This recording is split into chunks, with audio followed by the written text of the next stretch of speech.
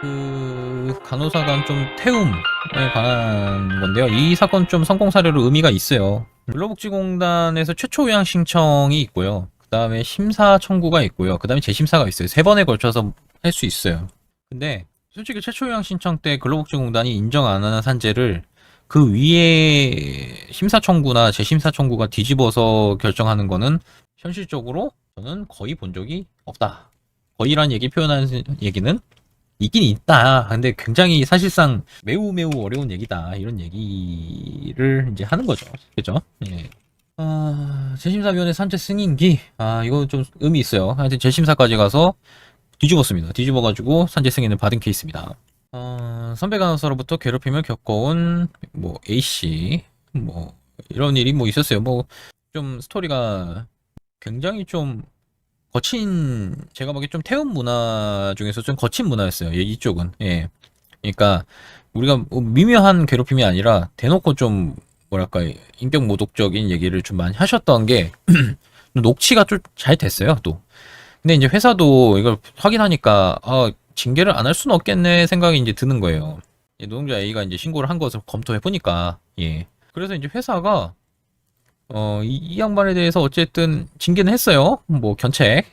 뭐 어쨌든 징계하기 싫은데 했으니까 안 할 수는 없고 법에는 징계하라 돼 있고 확인해 보니까 얘가 진짜 막 거의 욕설에 준하는 뭐 그런 얘기를 하니까 징계는 했어요. 근데 이 피징계를 받은 사람이 징계 받자마자 노동위원회 다 구제 신청을 하자마자 이게 무슨 약속이나 하고 한 듯이 이게 그냥 이게 취소해 버렸어 징계를. 예.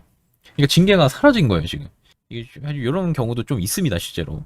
그러고 나서는 이 신고자 이제 저희 의뢰인을 오히려 막 나름대로 보내요. 막 중환자실로 막 보내버리고. 그러니까 뭐 이제 오히려 업무 강도도 높아지고 신고 후에 이제 보복을 당한 것처럼 느낄 수 있는 상황이 될 수밖에 없었죠. 예. 근데 이제 이런 일을 겪고 나서도 이게 끝나질 않았어요. 막 이게 계속 반복됐어요 이런 일이. 예.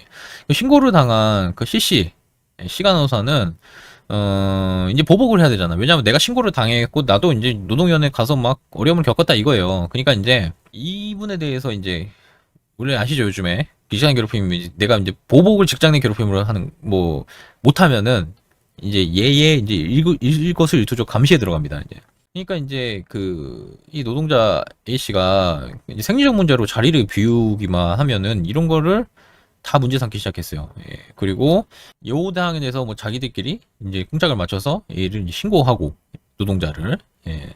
이 문제에 대해서 계속 설명해야 됐어요. 사실은 왜 갔어야 되고 왜 자리를 비웠고 뭐 청소하느라고 비웠고 뭐 다 몇 번씩 설명하고 좀 솔직히 말하면 좀 수치스러운 일이죠. 솔직히 화장실 가는 것까지 뭐 몇 분에 갔네 뭐 이런 것까지 지금 뭐 문제 삼고 있으니까.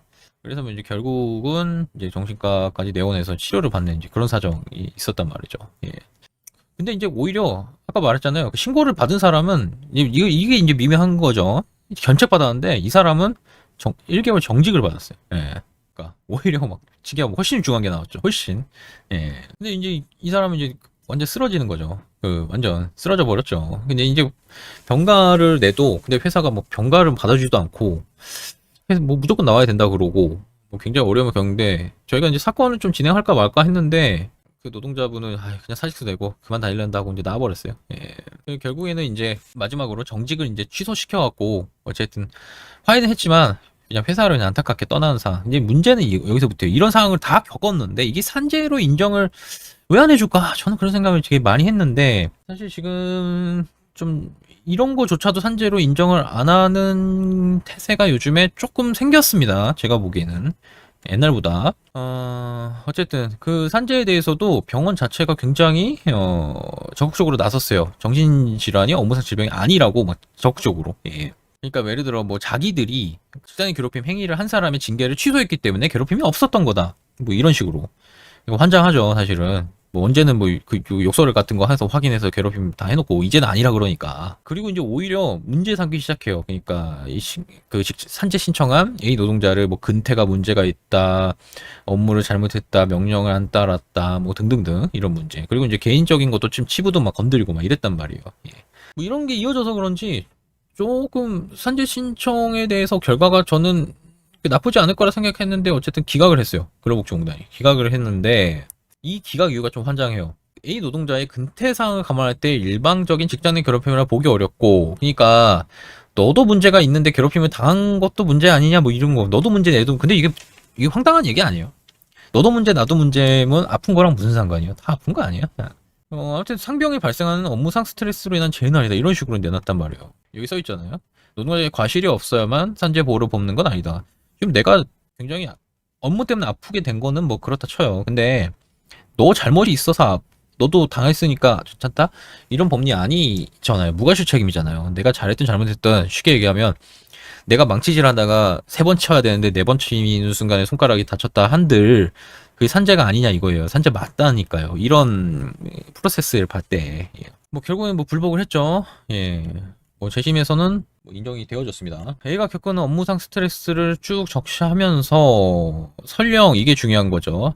제자에게 과실 내지는 원인 제공의 측면이 있더라도 그러한 점이 이 사건 상변과 위와 같이 인정된 사실관계에 상당한 인간을 배척할 수는 없다. 이건 당연한 얘기잖아요. 그러니까 이 당연한 얘기를 받기 위해서 이 정도 공을 들여야 되는 어떻게 보면 되게 안타까운 사건입니다. 그렇습니다.